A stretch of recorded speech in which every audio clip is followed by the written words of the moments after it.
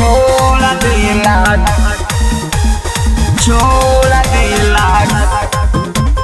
कैला ना रूपनवा हो।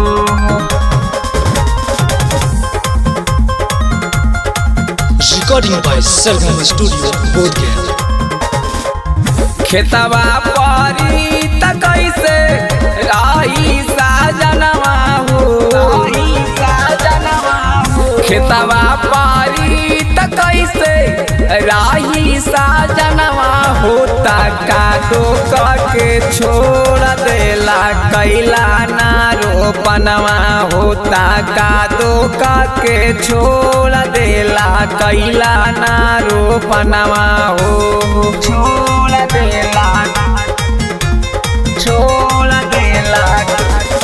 कैला ना रोपनवा हो।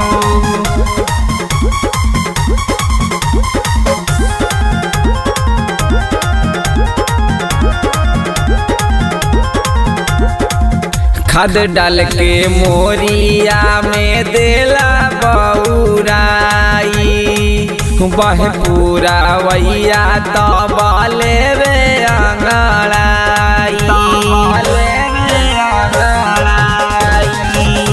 खाद डाल के मोरिया में देला बउराई बहे पूरा वैया तब लेवे अंगड़ाई।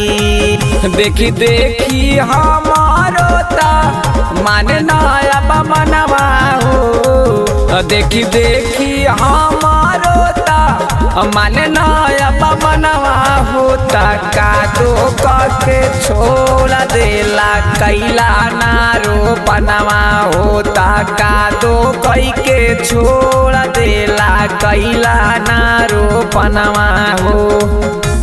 छोड़ देला कैला ना रोपनवा हो।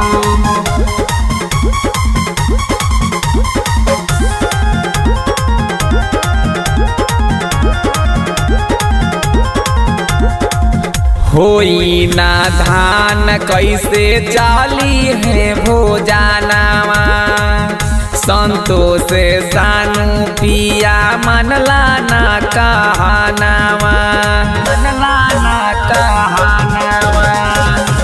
होई ना धान कैसे चाली है भोजनवा संतोष सानू पिया मनला ना कहनावा।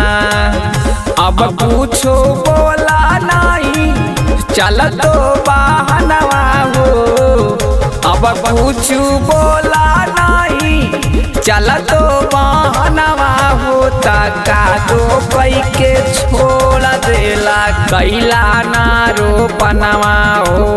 कादो के छोड़ देला कैला ना रोपनवा हो।